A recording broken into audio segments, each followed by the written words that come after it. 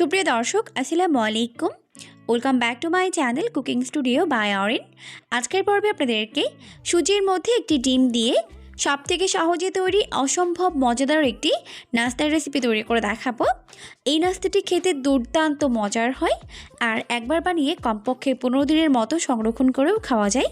একবার তৈরি করে দেখবেন, পরিবারের সবাই এটাকে অনেক বেশি পছন্দ করবে আর অনেক মজা করে খাবে। নাস্তা তৈরি করার জন্য একটি বোলের মধ্যে নিয়ে নিচ্ছি 1 কাপ পরিমাণ সুজি। এরপর এখানে একটি বোল নিয়েছে, এই বোলের মধ্যে নিয়ে নিচ্ছি একটি ডিম।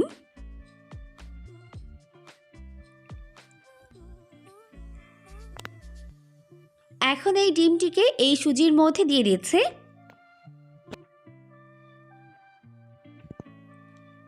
এরপর এর মধ্যে দিয়ে দিচ্ছি 1 চামচের 4 ভাগের 1 ভাগ পরিমাণ ভ্যানিলা এসেন্স।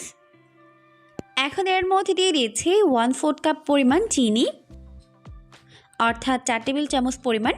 আর খুবই সামান্য পরিমাণে দিয়ে দিয়েছি লবণ, আর দিয়ে দিয়েছি 1/4 কাপ পরিমাণ ময়দা। এখন এই সমস্ত উপকরণগুলোকে খুব ভালো করে মিশিয়ে নিতে হবে।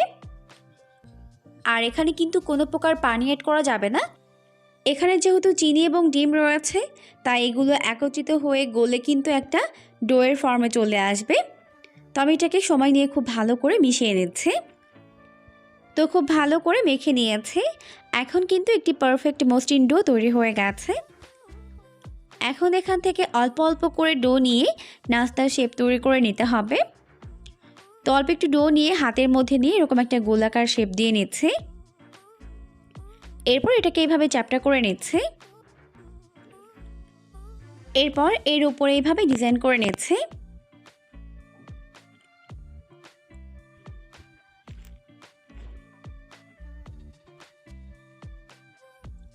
তো প্রথমে লম্বালম্বি করে এইভাবে একটু ডিজাইন করে নিচ্ছে। এরপর এর সাইড থেকে এইভাবে এটাকে ডিজাইন করে নিচ্ছে।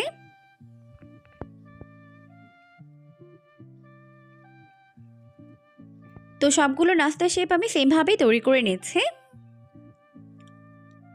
এখন আমার সবগুলো নাস্তার শেপ তৈরি করে নেওয়া হয়ে গেছে, দেখতেই পাচ্ছেন। এখন চলে যাচ্ছে এগুলোকে ফ্রাই করে নেওয়ার জন্য। তো নাস্তাগুলোকে ফ্রাই করার জন্য চুলায় একটা প্যান বসিয়ে দিয়েছি আর যথেষ্ট পরিমাণে সয়াবিন তেল দিয়ে তেলটিকে খুব ভালোভাবে গরম করে নিয়েছি। এখন চুলার আঁচটিকে মিডিয়াম ফ্লেমে রেখে এর মধ্যে একটি একটি করে নাস্তার শেপগুলোকে দিয়ে দিচ্ছে। এরপর চুলার আঁচটিকে মিডিয়াম ফ্লেমে রেখে নাস্তাগুলোকে একটু সময় নিয়ে ভেজে নিতে হবে। এতে করে কিন্তু ভেতরে এবং বাইরে খুব ভালোভাবে কুকড হতে পারবে। তো প্রায় 1 মিনিটের মতো এক পাশ ভেজে নেওয়ার পর এখন এটাকে উল্টে দিচ্ছে অপর পাশটিকে ভেজে নেওয়ার জন্য। এখন নাস্তাগুলোকে উল্টে পাল্টে 2 পাশ গোল্ডেন ব্রাউন করে ভেজে নিচ্ছে।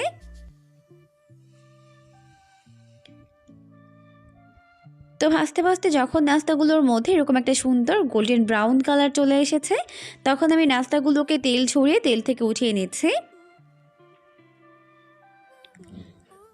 এখন আবার সবগুলো নাস্তা ভেজে উঠিয়ে নেওয়া হয়ে গেছে। দেখতেই পাচ্ছেন লুকটা কত বেশি ইয়াম্মি হয়েছে, খেতেও কিন্তু হয়েছে দুর্দান্ত মজার। আর এই নাস্তাগুলোকে কিন্তু আপনারা একবার বানিয়ে কমপক্ষে 15 দিনের মতো সংরক্ষণ করেও খেতে পারবেন। খেতে কিন্তু দুর্দান্ত মজার হয়। অবশ্যই রেসিপিটিকে ফলো করে বাসায় ট্রাই করবেন, দেখবেন পরিবারের সবাই এটাকে অনেক বেশি পছন্দ করবে আর অনেক মজা করে খাবে। পরবর্তী ভিডিও দেখার আমন্ত্রণ জানিয়ে আজকের মতো বিদায় নিচ্ছি। সবাই অনেক বেশি ভালো থাকবেন। আল্লাহ হাফেজ।